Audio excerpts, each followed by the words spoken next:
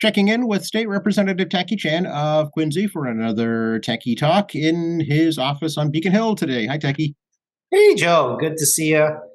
Today's the 26th of October. Halloween is rolling around fast, and we are having a late summer, fall, wonderful week.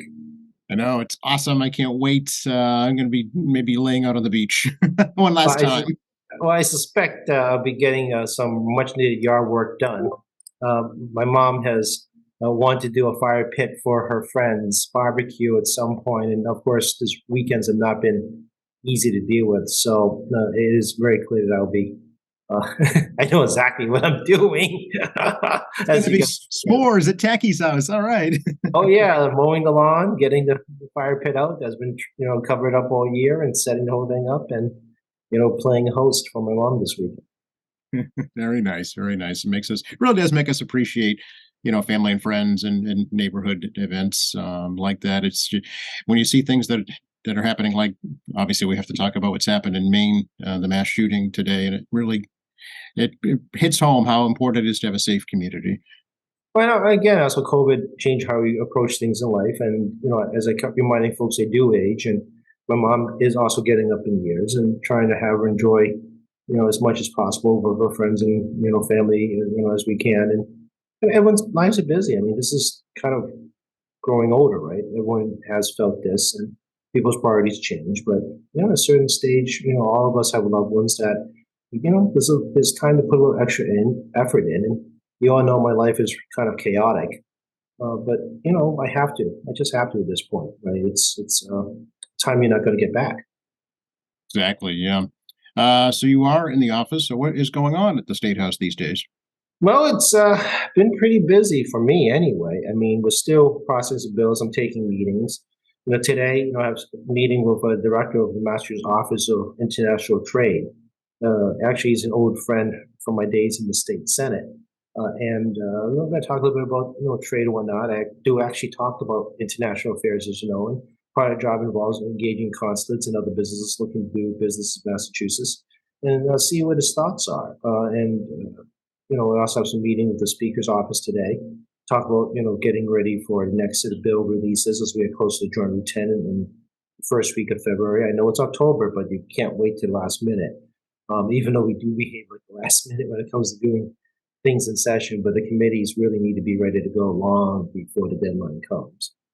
So I have those meetings up today. Meeting an old friend as well who works for Mass Housing, another friend from my younger state house days, and we're going to play some catch up and see what's going on there. Yesterday, I had a meeting with Secretary Ed Augustus, a former senator who worked down the hall from Michael Morrissey when I was in the Senate. He was there for 4 years. You see a recurring theme in my job? All these Everything friends. old is new again. Everything load is new again. So as I say, the bad pennies will always reappear my door. No, we had some great catch up. I mean, me and Secretary now Augustus, as well as talk about housing development and the importance of public housing and infrastructure associated with it, and how can we create ways to do affordable housing, which is a lot harder than people get credit for. There's a lot of economic housing models around the world that discuss the field. Places like Singapore, how they're trying to do it in Japan and other locales, but there's distinct regulatory and property rights differentials. For example, places like Singapore, you don't have a lot of property rights. Hmm. But, Japan has really tight knit control regarding property development, enormous control. But here, there's different costs. Everyone has a different cost. Everybody has different labor requirements. Everyone has different labor expertise too. It's not all equal everywhere. And there's also whether or not there's government subsidy involved, and who actually is the control base and the size of demand. So we had a long talk about that kind of challenges in the public policy, and development is it's not as simple as say the government tells you what to do, but it's a commercial issue, right? We're a capitalist country, so who has the right bargaining position, for lack of a better term, based on the current market to create housing that the state city is looking for. And there's a big difference between Worcester and Boston, big difference between North Adams and Brockton. So Mhm. every community is different, and the challenges are different. It's not like some other places where a state, county, or centralized government in their different countries have enormous control versus here where, a lot of private property owners have a lot of rights regarding how it develops. I know people complain with zoning, I've heard that too. But you'd be shocked exactly how much you can do here that you can't do in other countries. People tend to forget you actually have a lot more control than you realize, both private, residential, as well as commercial. So, it's a little bit different. So we also did the Commonwealth One Commonwealth program yesterday. Over 100 communities receive part of, I believe, $106 million in grants. We did that at the Old Suffolk Downs, the Lieutenant Governor, Secretary Howe, Economic Development, Secretary Augustus, Mayor Keefe from Revere was our host. I hope I got that right. We had a couple of dozen legislators and, about maybe 100 local officials around the entire state, celebrating the fact that the governor's office is going to be heavily investing in infrastructure associated with more housing. And she made a pitch for a housing bond bill. And the legislature just got that early last week. And, we're going to probably take the winter time to take a closer look at that. The Committee on Housing is actually another former Senate staffer. See a recurring theme, people? Yes, yes. Chairman Jim Massaro is actually the chairman of housing. So, he's looking at that bill probably through the winter to the spring, and I'll probably be making a phone call at some point by Christmas. Hey, Jim, Lindsay could use some stuff. Just saying. Yeah. I'll be curious to see if, things like vacant shopping malls or vacant office buildings, or even we heard about, the Gillette announcement earlier this week, if developers look at those types of properties for potential new housing.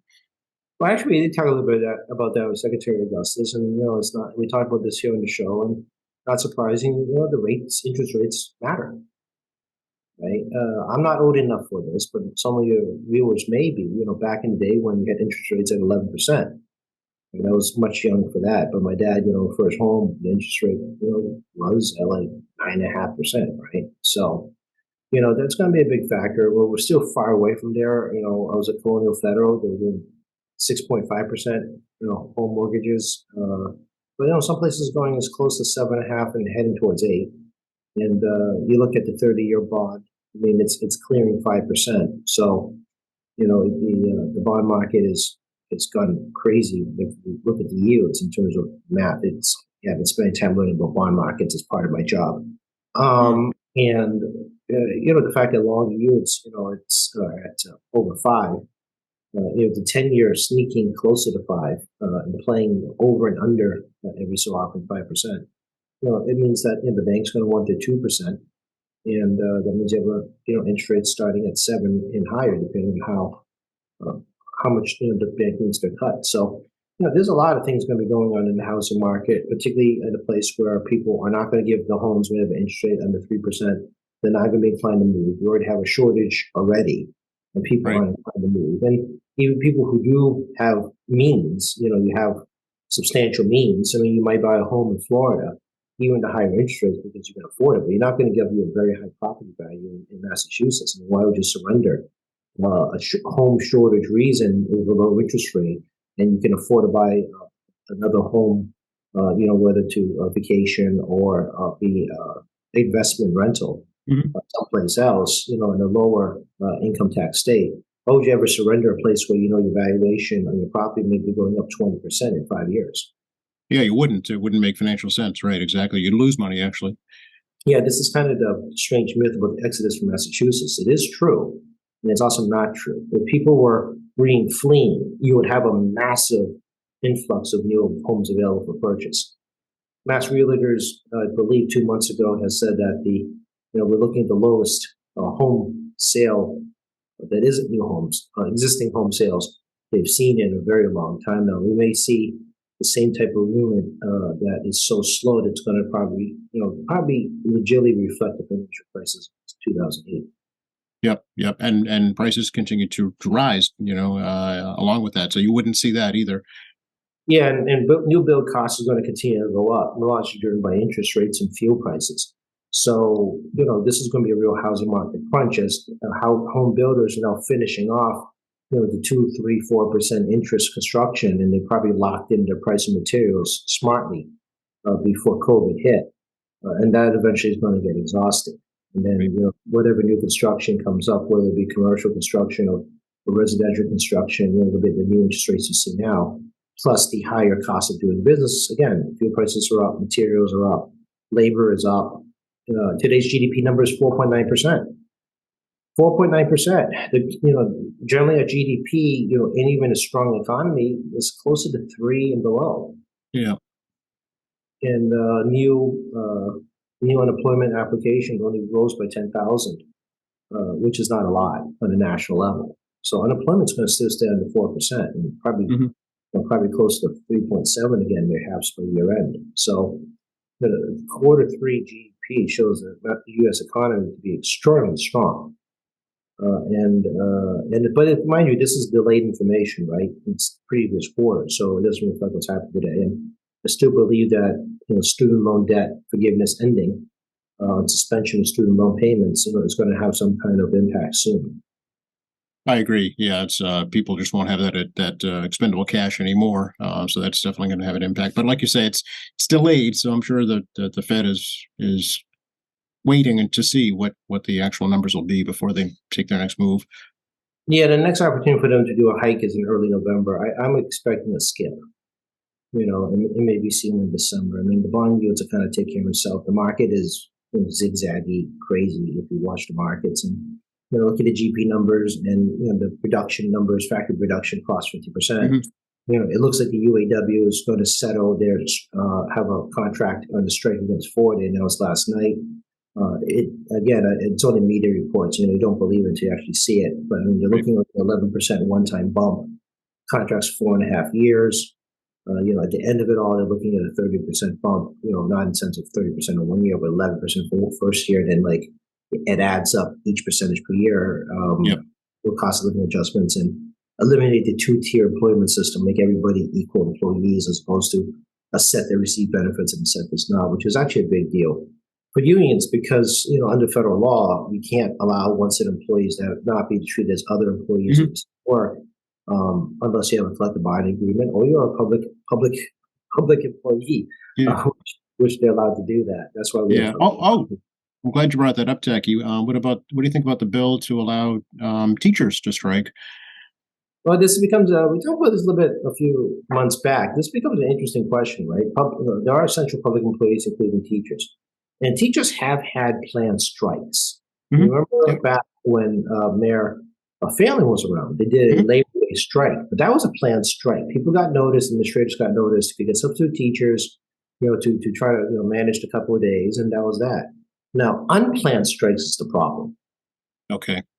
Right? You can just decide, you know, middle of a classroom day, walk out of the classroom. Oh, is that what this bill would do? Yes, this gives them unplanned strikes. They can strike, but it's a planned strike. They actually coordinate with administration to ensure that, you know, there is coverage.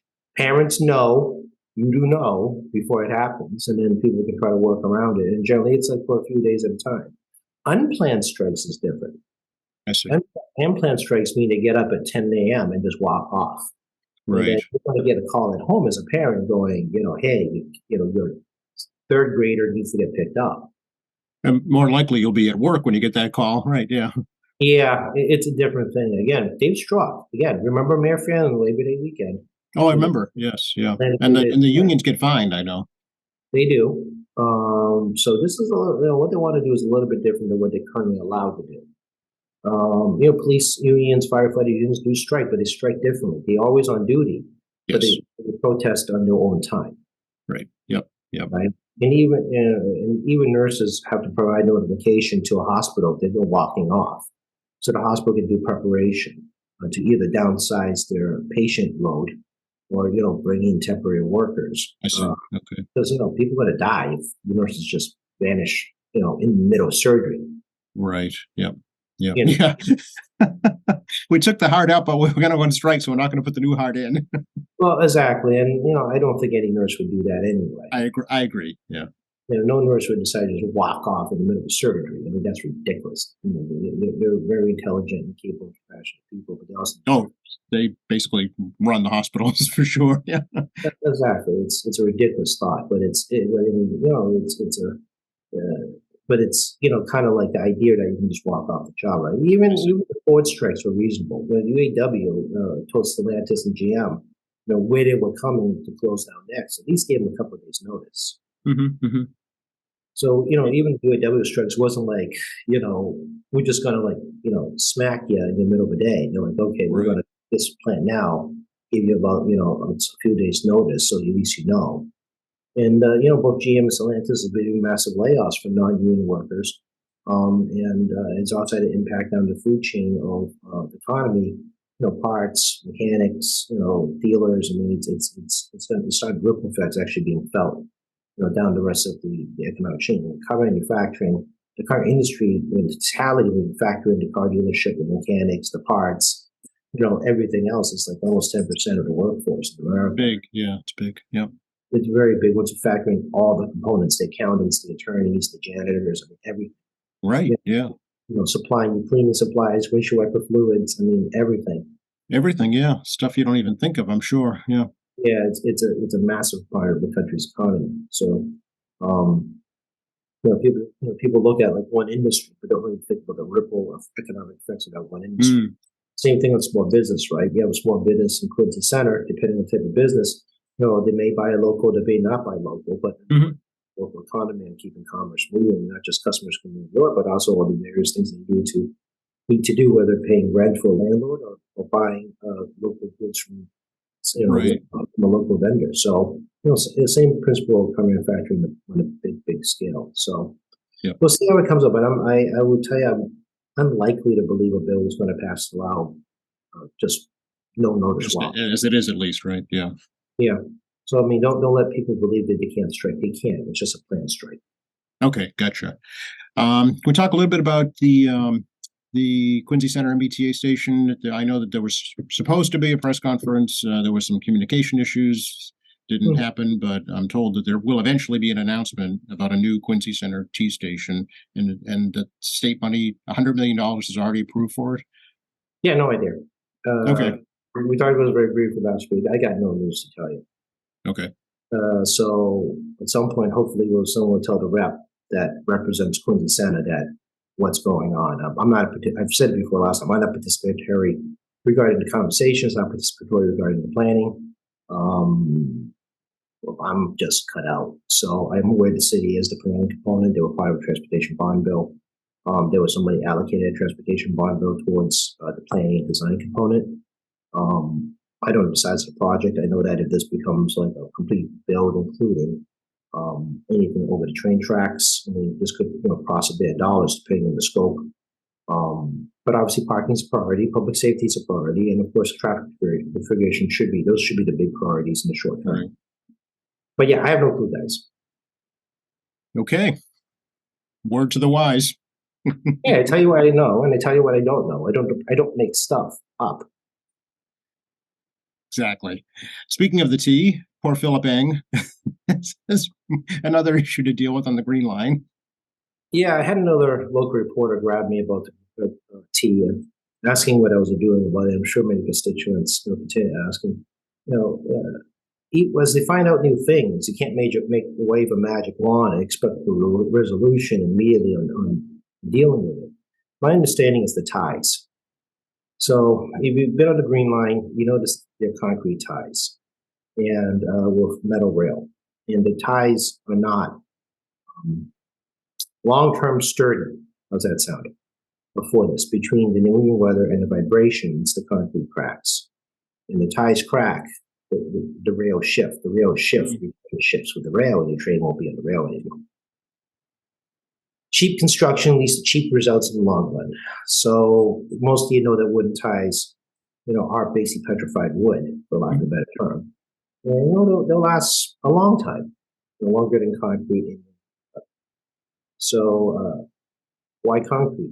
It's cheap, and no one likes paying T fares because it's too expensive. But you have to pay for something somewhere. You get cheap things. Right. And, you say, "Oh, my fare should be paying for that stuff." Well, wood's more expensive than concrete. I don't know how much more expensive, but you talk to anyone in the construction industry, they're going to tell you, it's specialized wood or ties can be very expensive. Oh yeah. I mean, even at the local lumber yards, I mean, one sheet of plywood is gone from, like, I don't know, $20 to $80.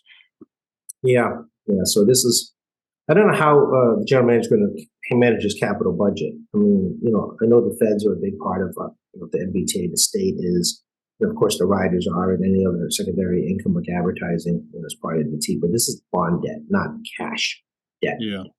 And I still don't know honestly how he's going to manage his capital budget given the sheer volume of improvements. And his predecessor, also did a lot of bonding for capital improvements, including the JFK brand new switching system, which was literally like 100 years old.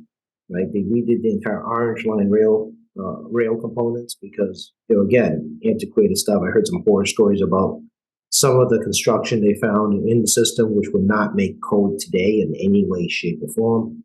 Of course, the vibrational damages associated red line that you've all been living with in these delays. Because again, the modern methods of rail, it requires 3 checks before regular speeds allowed. I'm sure 50 years ago, there were no 3 checks. Yep. So it's like you said, it's been that long of neglect, 50 years that they're trying to deal with now. different safety standards too. People think Yeah. the safety standards you had to have today is not the safety standards when the T was constructed over 110 years ago.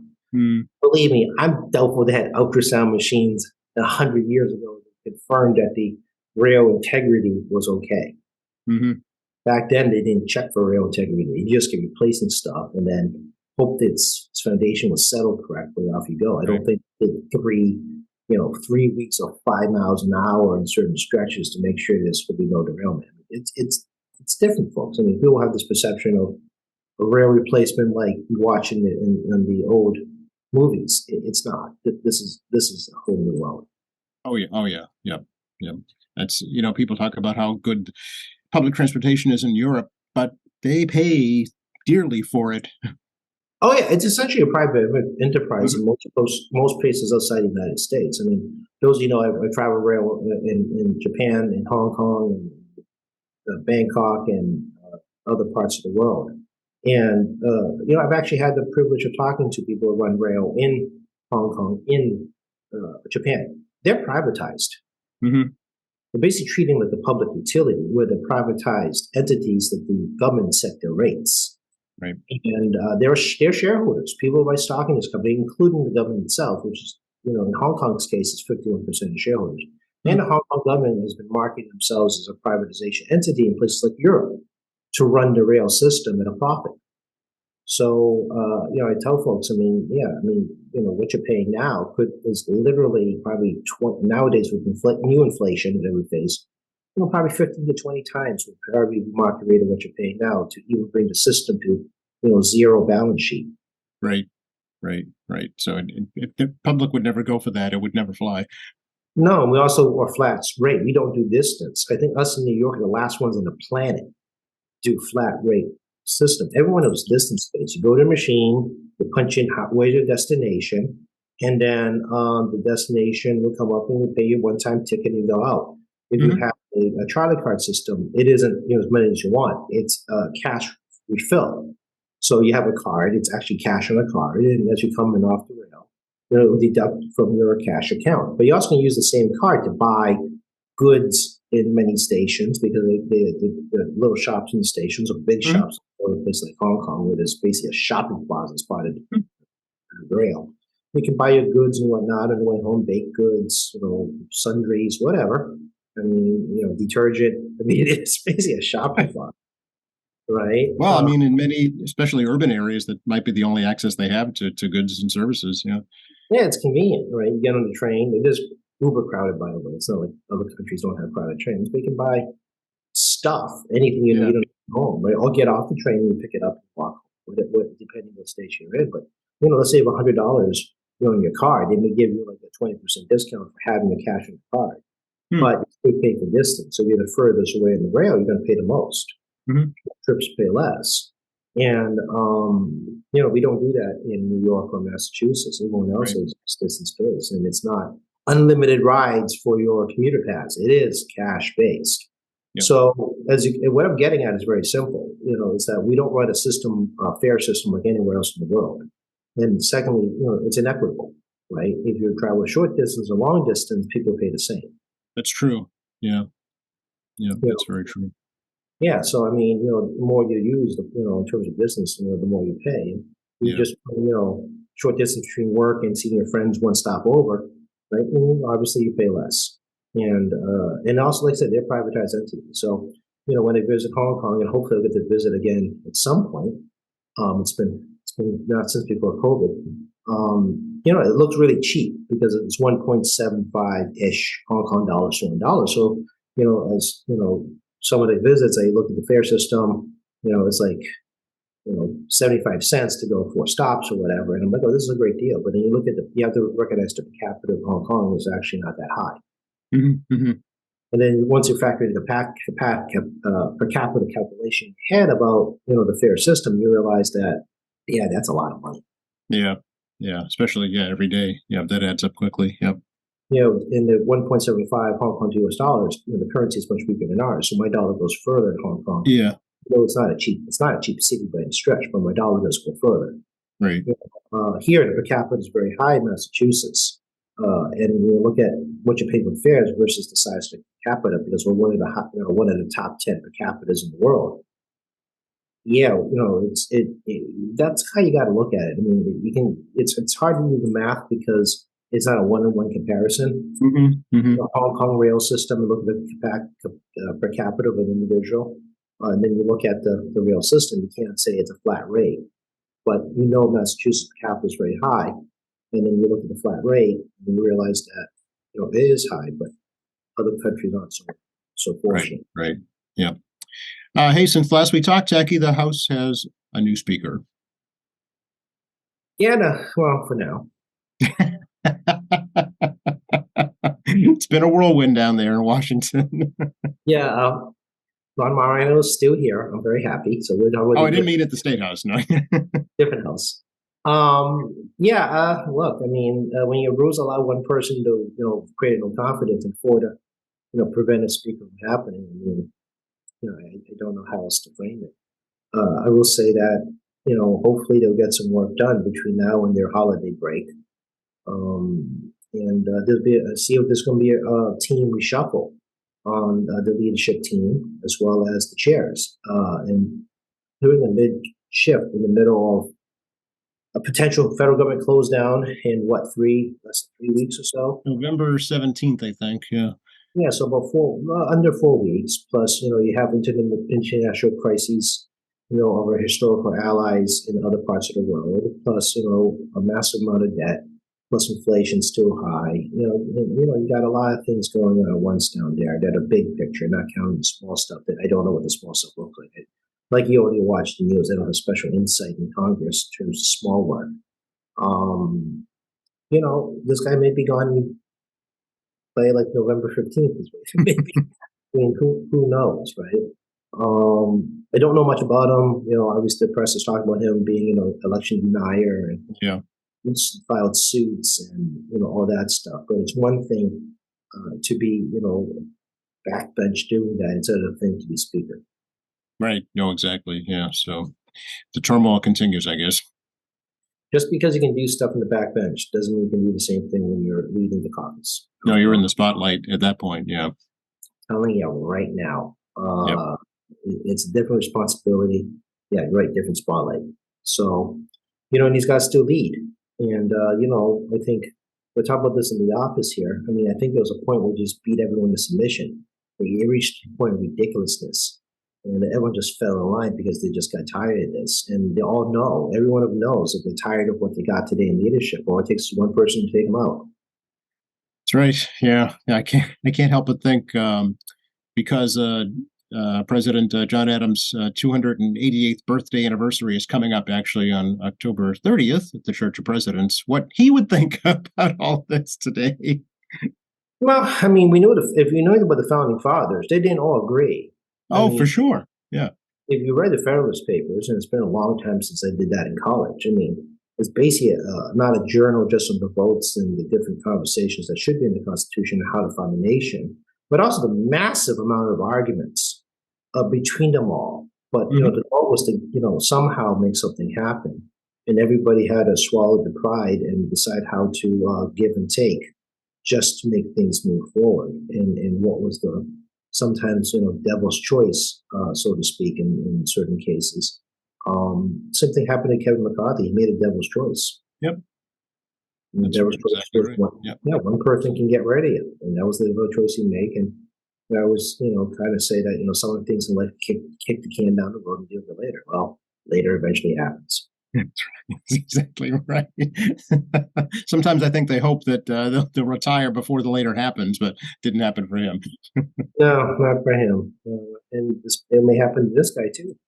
It may, yeah, we'll have to wait and see. But locally here, things are running smoothly, thankfully. No, I mean, it's pretty quiet overall. I mean, obviously, you can see the massive amount of work the city's doing right now on construction, and paving season's going to be coming to an end soon. We can hope for some more warmer days like today into November before the asphalt businesses shut down for the winter time. So, I mean, there's definitely a pickup, not just on city work, but also utilities. Hmm. And there's a lot of that going on all over the place. So, trying to get to the end. But overall, I mean, it's pretty quiet around here. I mean, anything you've seen in the news is still going on, but very few new stuff is really happening in terms of. Yeah, yeah. I haven't heard a lot yet about what energy rates will look like this coming winter. Do you know if those been set by the utilities? Yeah, now I'm trying to remember something they talked about 2 months ago. Thank you. I think gas rates are very modest increase. I think it was about 5%. That sounds right. Yeah. I want to say that electrical prices 17, but I don't think that's the right number. Um, it did go up, but it wasn't like 52%. Okay. Yeah. It's substantially lower. So you got to feel it in your bill, but it won't be as monstrous as last time. And Yeah. again, strongly encourage everyone, Mass Save. Go to the Mass Save website. See you can get a home energy check. And again, I've always encouraged people to try to use their gas and electricity more efficiently. Mm. Or if you're on like a heating pump, you're going to get a little bit more relief this time on your heating pump from electric bills. Yeah. Yeah. And so I know there are some assistance programs. The state helps out with QCAP and Salvation Army. So if folks qualify, they should look into those. Yeah, if you qualify for a number of different government programs, the odds are you're going to qualify for low-income fuel assistance programs, particularly people in oil. As we continue to phase out oil, even in the socioeconomic scale, Mhm. people with lower means, don't have a choice but oil because it's very costly to ship over the gas. Right. Yep. Absolutely. We're at the end of our hour, Tacky. Yeah, you always ask me where I am. So today I'm in the office. Uh, and 617-722-2370, 617-722-2370 is the phone number of the office, tacky.chan@inmayhouse.gov. I do read all your emails, tacky.chan@inmayhouse.gov. And can't always get back to you right away. We do prioritize, again, constituent requests first.